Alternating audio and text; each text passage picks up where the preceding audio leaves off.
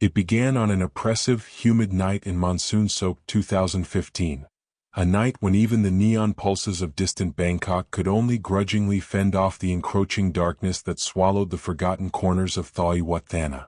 Local legend had long whispered the tale of an abandoned house, a structure so steeped in sorrow and mystery that even the bravest souls felt an inexplicable shudder at its mention.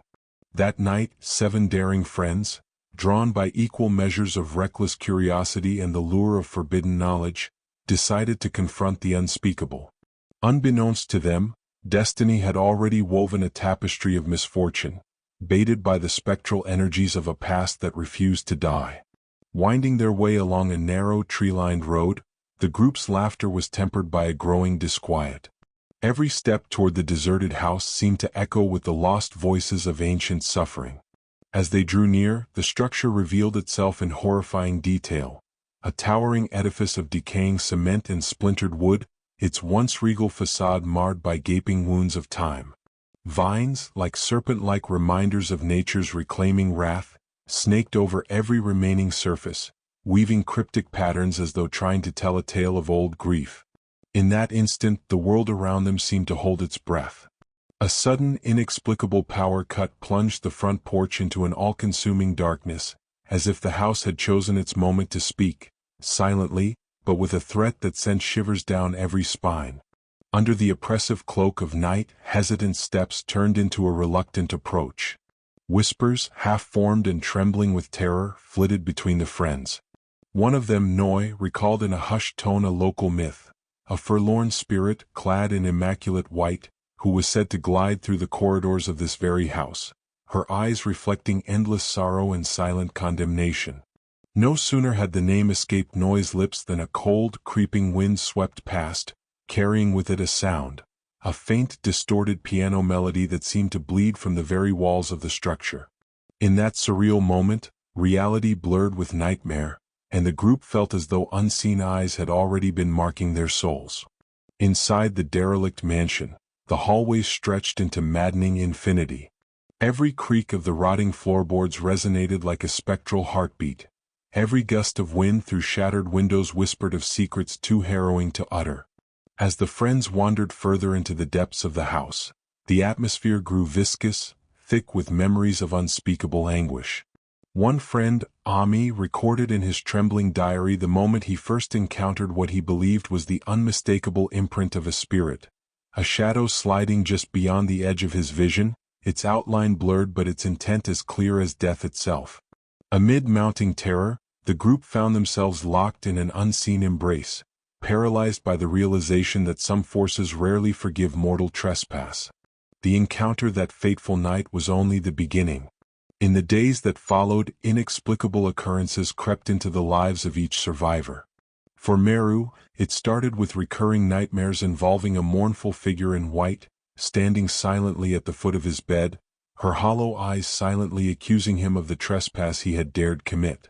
For Noi, each day brought the chilling sense of being shadowed by a presence that defied logical explanation, a relentless echo of that spectral warning. The friends soon discovered that the true horror was not confined to the walls of that ill-fated house, but had seeped into the very fabric of their lives. Barely 3 months after that eerie night, tragedy began its relentless march. In a sequence of events that defied reason, 2 of the friends were caught in a catastrophic motorcycle accident. The collision was abrupt, a violent twist of fate on slick, rain-drenched roads, and it bore the uncanny precision of a force orchestrated by something beyond human control. The survivors were left to grapple with the haunting knowledge that the encounter at the deserted house had perhaps awakened a curse, a malignant force with the power to rearrange destiny at will. As if compelled by an insidious design, the curse forced its hand with cruel regularity. Nearly a year had passed when a third friend met fate in an incident so similar in its eerie parallels to the earlier accident that disbelief quickly turned to nightmare.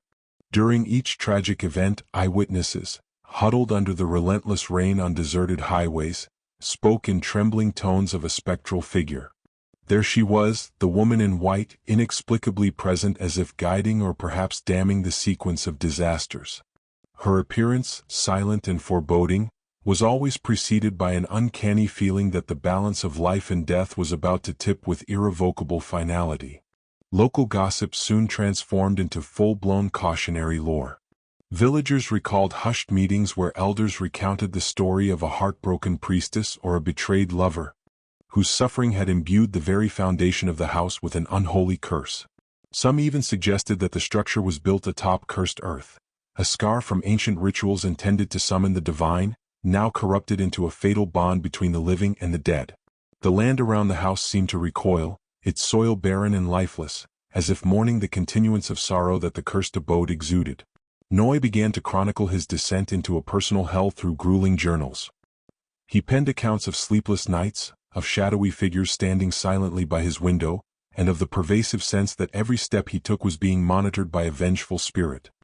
His writing grew frantic, interlaced with desperate pleas to forces he barely understood and warnings for anyone foolish enough to disturb the delicate barrier between worlds. His final entry, smeared with tremulous handwriting, read like a final confession of guilt and deep, abiding terror, a farewell not only to his sanity but also to the semblance of the life he once knew. The spectral hauntings intensified. More than once, lights would flicker into life only to die moments later, casting grotesque shadows that danced across worn-out walls. In the silence following a distant thunderclap, the unmistakable sound of measured footsteps could be heard pacing along the corridors, a rhythmic counting as though marking time for an inevitable reckoning. Friends began to share a terrible certainty. The cursed house was not confined to a single night, nor was the curse something easily escaped. It had imprinted itself onto their lives, a dark signature that pulsed with every beat of their hearts. Even as the community around Thoi Wat Thana tried desperately to reclaim a sense of normalcy, this one desolate building cast a long, inescapable shadow. Neighbors avoided the area completely, sharing whispered warnings with wide-eyed caution to any who dared venture near its perimeter. Occasional sightings of the woman in white, her features half obscured by wisps of spectral mist, further confirmed that the curse's essence was eternal. The house, with its eerie silence and malignant countenance, had become a permanent scar on the landscape, a monument to human frailty and the unforgiving reach of the supernatural. Now years later, the Thoi Wat Thana deserted house stands as a somber relic of a dark chapter.